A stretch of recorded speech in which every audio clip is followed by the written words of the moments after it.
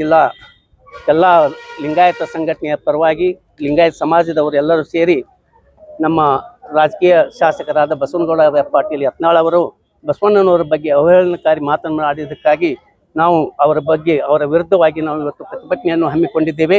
ಇದಕ್ಕಾಗಿ ನಾವು ಇದನ್ನು ಅನುಮತಿಯನ್ನು ನಾವು ಕಮಿಷನರ್ ಆಫೀಸ್ನಲ್ಲಿ ಕೊಟ್ಟು ನಾವು ಅದನ್ನು ರಿಸೀಟ್ ತೊಗೊಂಡ್ಬಂದೇವಿ. ಅವರ ಪ್ರಕೃತಿ ದಹನ ಮಾಡ್ತೀವಿ ಅಂತ ಹೇಳಿ ನಾವು ಅದನ್ನು ರಿಸೀಟ್ ಅಂತ ಹೇಳಿ ಕಾಪಿ ತಂದೇವಿ.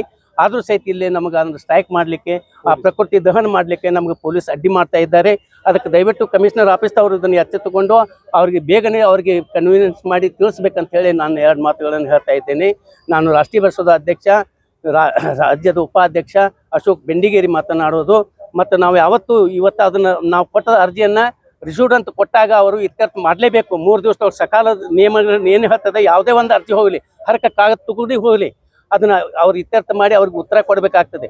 ನೀವೇನು ಪರ್ಮಿಷನ್ ತಂದಿಲ್ಲ, ಇದನ್ನು ತಂದಿಲ್ಲ ಅಂತೇಳಿ ಕೆಳದರ್ಜೆ ಆಫೀಸ್ದವ್ರು ಮಾತಾಡಿದ್ರೆ ಮೇಲಿನವ್ರು ತಿಳಿಸಿ ಕೊಟ್ಟಾಗ ಕೆಳದರ್ಜೆ ಅವ್ರದ್ದು ಏನಿರ್ತೈತಿ ಡ್ಯೂಟಿ ಮಾಡ್ಬೇಕಾಗತ್ತೆ, ಕರ್ತವ್ಯಗಳನ್ನು ಮಾಡ್ಬೇಕಾಗತ್ತೆ. ಆ ಕರ್ತವ್ಯಗಳನ್ನು ಮಾಡಲಿಲ್ಲ ಅಂತಂದ್ರೆ ನಾವು ಕಮಿಷನರ್ ಆಫೀಸ್ಗೆ ಹೋಗಿ ನಾವು ಧರಣಿ ಕೊಂಡಿರ್ತೇವೆ.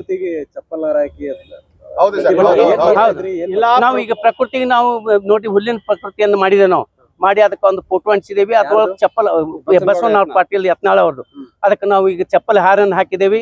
ಆ ಚಪ್ಪಲನ್ನು ಹಾರ ಹಾಕಿ ನಾವು ಇಲ್ಲಿ ಪ್ರತಿಭಟನೆ ಮಾಡಿ ಅವ್ರಿಗೆ ಆ ಮೂರ್ತಿಯನ್ನು ನಾವು ಪ್ರಕೃತಿ ದಹನವನ್ನು ಮಾಡಿ ನಮ್ಮ ಕಾರ್ಯಕ್ರಮವನ್ನು ಮುಗಿಸಿ ನಾವು ಜಿಲ್ಲಾಧಿಕಾರಿಗೆ ಒಂದು ಮನವಿ ಕೊಡ್ತೇವೆ, ಅವ್ರ ಮೇಲೆ ಆಕ್ಷನ್ ತಗೋರಿ ಅಂತ ಹೇಳಿ. ಈಗ ಅನುಮತಿ ಕೊಡದೇ ಇದ್ರೆ ಏನ್ ಮಾಡ್ತೀರಿ?